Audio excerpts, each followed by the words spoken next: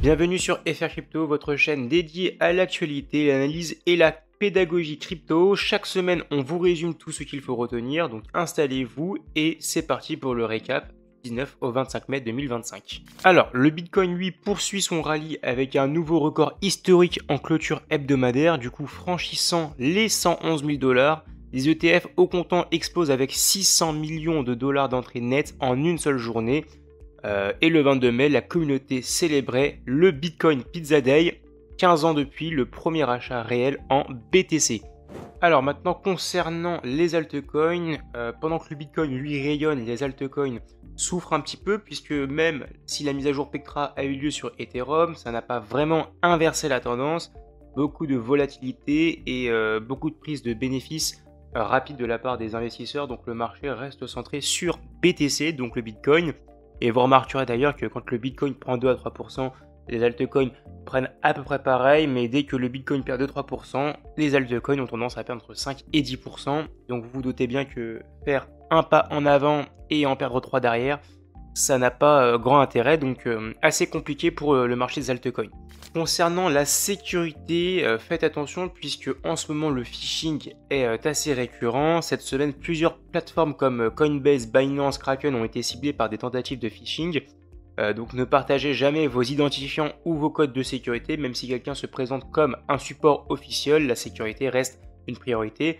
Donc pour ceux qui ne connaissent pas, ce que c'est, pour faire très simple, c'est des attaques par hameçonnage. Les attaques par hameçonnage sont de plus en plus récurrentes, donc courantes, il est donc important de savoir les repérer. Donc qu'est-ce qu'une attaque par hameçonnage? L'hameçonnage a pour optique de subtiliser vos informations personnelles par le biais d'emails, de messages SMS ou de sites web factices, en se faisant passer pour des personnes ou des entreprises réelles. Ces sites ou messages sont conçus de sorte à paraître légitimes et peuvent être difficiles à repérer. Donc faites attention, c'est de plus en plus récurrent et il y a aussi eu des cas de fraude via vous savez, les cartes eSIM, donc les cartes SIM que vous avez. Les cartes eSIM, du coup, c'est du virtuel. Il y a aussi eu des hacks par ce biais-là, donc faites vraiment très attention. Et donc les méthodes les plus courantes sont celles-ci. N'oubliez pas que les attaques par hameçonnage se présentent sous différentes formes et envergures. Elles peuvent être très sophistiquées et difficiles à repérer. Les emails, les SMS et les messages vocaux automatisés sont les canaux les plus couramment utilisés. Donc faites toujours très attention, ne partagez jamais vos codes, identifiants, mots de passe, etc. Dans tout ce qui concerne la crypto-monnaie d'ailleurs et autres. Alors maintenant, concernant les régulations des stablecoins qui sont du coup dans le viseur, le Sénat américain avance sur une loi visant à encadrer les stablecoins, un projet qui pourrait remodeler les équilibres du marché dans les semaines à venir. Donc pour faire très simple, un projet de loi vise à établir du coup des directives réglementaires pour les stablecoins. Une catégorie de crypto-monnaies a franchi un vote procédural clé au Sénat américain lundi soir et se dirige du coup maintenant vers un vote en séance plénière. Donc le Genius Act, parrainé par les Républicains, a été approuvé par un vote de clôture 66-32 ce lundi, validant le projet de loi pour un vote en séance plénière dans les jours à venir.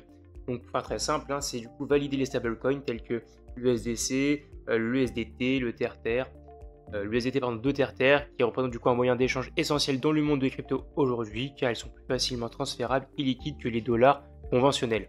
Donc vous comprendrez bien que du coup on est sur une modernisation des monnaies aujourd'hui qui vont de plus en plus passer sur le format numérique. Vendredi dernier, souvenez-vous, Donald Trump avait menacé l'Union européenne d'appliquer 50% de droits de douane à partir du 1er juin, ce qui avait donc du coup causé sur beaucoup de marchés tels que le marché américain et européen, donc le marché allemand et de tous les pays qui concernent l'Europe, avait perdu un gros pourcentage. Et ça s'est du coup aussi vu sur le Bitcoin, puisque le Bitcoin était à 111 000 de mémoire et puis est tout de suite reparti dans la zone des 107 000. Et vous vous doutez bien que sur les altcoins, forcément, ça a pas mal saigné, puisqu'on a eu des pertes jusqu'à 7, 10, voire 15% sur certaines crypto-monnaies. Donc n'oubliez jamais que voilà, la crypto-monnaie est très volatile.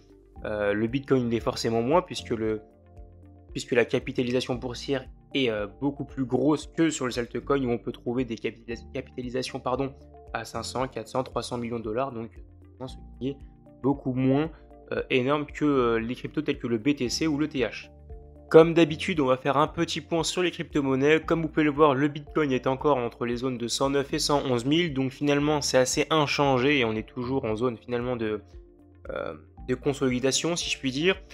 Ethereum, à peu près pareil. Hein, de mémoire, la semaine dernière, il était déjà dans ces eaux-là. Donc un peu inchangé. Par contre, les cryptos qui ont un peu performé de mémoire, c'est le PP, le Dogecoin.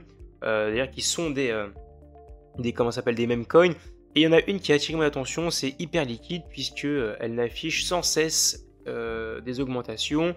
Et la preuve en est, c'est qu'en 7 jours, elle a pris plus de 50%. Donc pour ceux que ça intéresse, la voici. Vous avez le volume qui est juste là, donc 470 millions sur les dernières 24 heures, sur les allers-retours de liquidité dans le volume. Donc c'est quand même assez costaud. Et puis comme vous pouvez le voir, avec une hausse aussi fulgurante, vous vous doutez bien que le projet est intéressant et pourquoi pas peut-être faire une vidéo là-dessus puisque le projet est de plus en plus d'actualité. Donc comme vous pouvez le voir juste ici, vous avez les contrats, donc le numéro de token, donc le numéro de contrat du token. Vous avez les étoiles pour dire si oui ou non c'est une crypto de confiance, etc., etc. Là vous avez le website. Ici, hop, je vous mets là. Donc pour ceux que ça intéresse, voilà, c'est vraiment la crypto qui a performé la semaine dernière. Donc si vous êtes intéressé, n'hésitez pas, donc la blockchain pour héberger toute la finance. Donc voilà, elle répond pas mal de demandes et ça peut être un projet très intéressant à l'avenir. Mais comme d'habitude, ce n'est pas un conseil en investissement.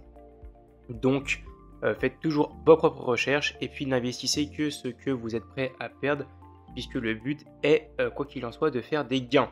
Voilà, on a fait à peu près le tour de tout ce qu'il y a eu la semaine passée. Je vous souhaite à toutes et tous une bonne fin de journée et on se dit à la prochaine pour une future vidéo. Et n'oubliez pas de liker, vous abonner, ça fait plaisir.